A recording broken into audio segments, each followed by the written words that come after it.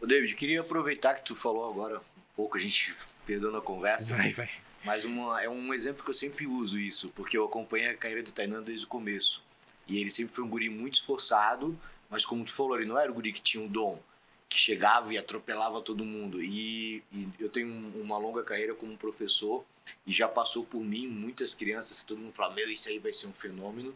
E eu já vi de outros professores de outras escolas muitos fenômenos, a grande maioria deles ficando pelo meio do caminho. Às vezes chegando ali 16, 17, mas não quer nem saber de jiu-jitsu, não quer nem saber de nada. E aí eu sempre dou esse exemplo do Tainan. Digo, pô, o Tainan, eu vi a carreira dele se desenvolver paralela de um outro menino que era um fenômeno, que todo mundo considerava, e o menino acabou ficando pelo meio do caminho, e o Tainan foi, dedicação.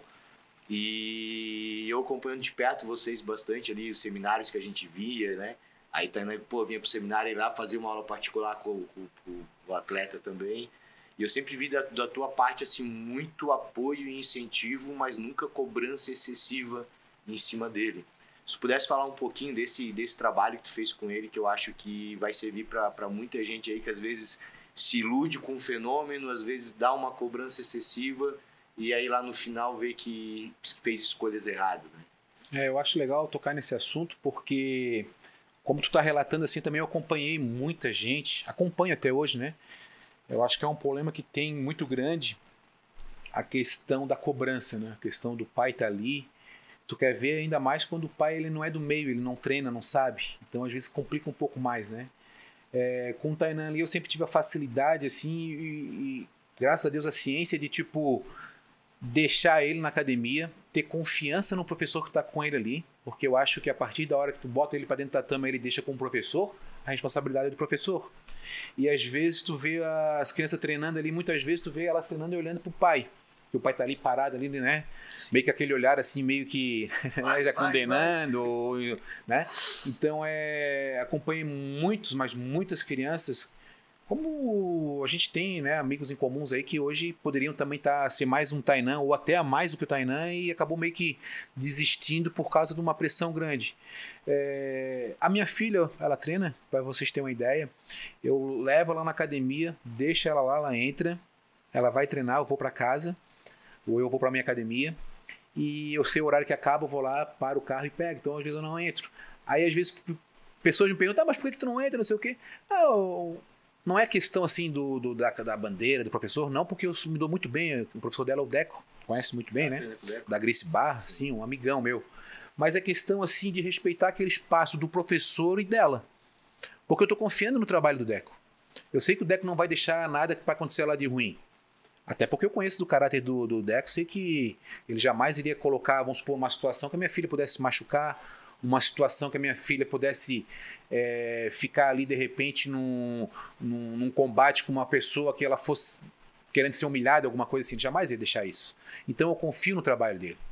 Eu não quero, às vezes, estar chegando lá e minha filha está treinando e, às vezes, ficar nervosa, olhando para mim, meio que querendo fazer um treino olhando para mim e saber que se eu estou julgando ou não. Tipo assim, eu quero deixar ela à vontade lá.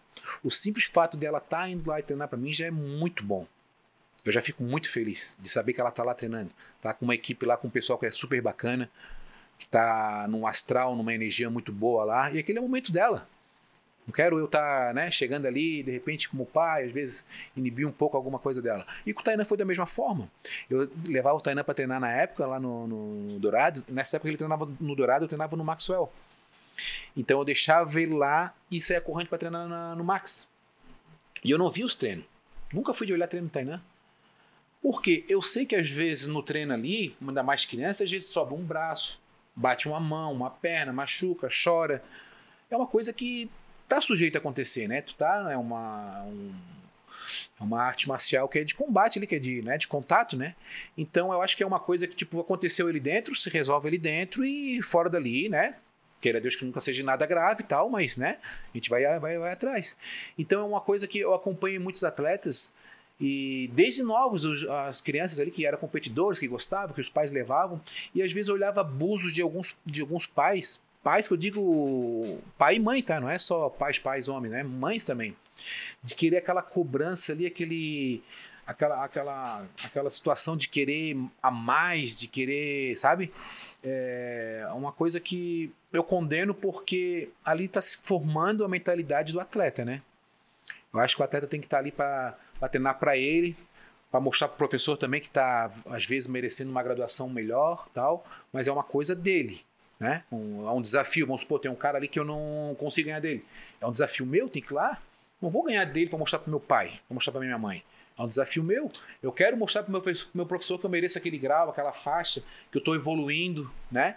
Então é uma privacidade que eu acho que deveria ter mais. E se o atleta não tiver interesse ou vontade de superar aquela dificuldade, não é os pais que vão querer ter por ele, né? E assim, Rodrigo, isso é uma coisa que não é só aqui, tá? Característica do Brasil, na América também. Na América eu já presenciei a época do Guilherme não deixar os pais entrarem, porque já tiveram saindo na mão, brigando lá os pais, sério? Os pais saíram dando um soco no outro porque um filho tinha machucado o outro e achou que foi por propósito e eles brigaram no banco do lado do tatame. Olha só.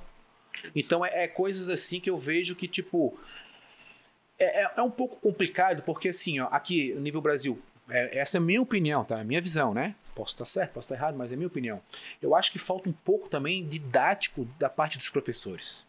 Porque eu acho que se o professor está sentindo que o pai está se exaltando um pouco, tá muito ali inibidor, ali, aquela presença assim muito, muito pesada, eu acho que cabe o professor chamar o pai de canto, falar, ó, eu estou sentindo que teu filho não está confortável, que o treino não está rendendo às vezes quando tu não está aqui, quando tu está aqui já é diferente, eu não sei se tu estás cobrando muito.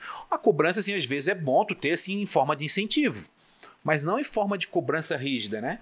Então eu acho que às vezes é melhor tu deixar ele aqui, ir para casa e depois tu voltar.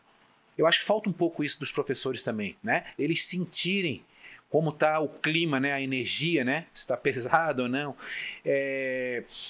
A ideia... Na época que eu trouxe ali o Tainan, o Rafael e o Guilherme para dar seminário aqui no Brasil, especialmente em Florianópolis aqui, que foram dois, né? Um foi o Tainan e o Guilherme.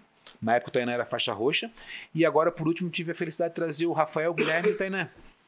Então a ideia o que era? Era poder trazer um pouco da teoria que eles têm, da metodologia que eles têm de treino, que ele não abrange só técnica. Se tu for prestar atenção no seminário dele, eles falam muito, eles conversam muito, eles passam a visão que eles têm do jiu-jitsu de um modo assim diferente para pessoas que não treinam. E isso às vezes é mais valioso até do que a própria técnica, sabe? Porque ele te dá uma base, né? Eu como pai, eu nunca pratiquei aquilo ali, não sei, mas eu tenho a minha opinião que aquilo ali de repente o rapaz lá fez porque foi maldoso. Mas eu não tenho noção se foi ou não. Então se eu tiver uma ciência que tipo, a minha opinião ali é um pouco, tipo, tem que deixar para o professor, já fica uma situação melhor, já fica um clima melhor. Eu já não vou pegar tanto no pé do meu filho lá porque o menino finalizou ele, né? Então é essa parte assim que tu tocou no assunto que eu vejo que tem muito ainda hoje. E às vezes atrapalha, porque tu imagina, a pressão é tão grande que quando o menino... Eu tenho até um relato, eu não vou falar o nome do menino, mas esse menino era tão talentoso, para vocês terem uma ideia, que eu comecei a patrocinar ele. Ele acho que na época tinha 15, 16 anos. Eu comecei a patrocinar ele só para poder trazer ele para perto do meu filho. Que eu queria que meu filho pegasse aquela energia que ele tinha de competição. O menino entrava no tatame, tu olhava assim, só tinha ele no tatame. E ele era um menino assim, extremamente habilidoso. Era um menino que tinha tudo para estar nível Tainan acima. E ele tinha a pressão tão grande assim da parte dos pais que eu vi que aquilo ali foi sobrecarregando ele.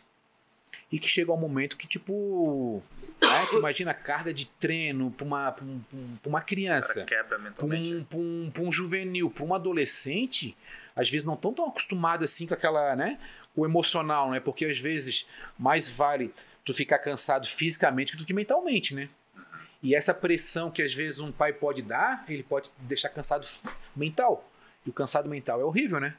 Então o menino hoje não pratica mais, não está mais no meio do jiu-jitsu, porque de certa forma tem aquela pressão que ele não queria mais ter. E o corpo é mais fácil de recuperar, mas a mente já é um negócio mais complexo. Não, é que tu vai bombardeando aos pouquinhos a tua mente e depois no final para te recuperar ela é difícil.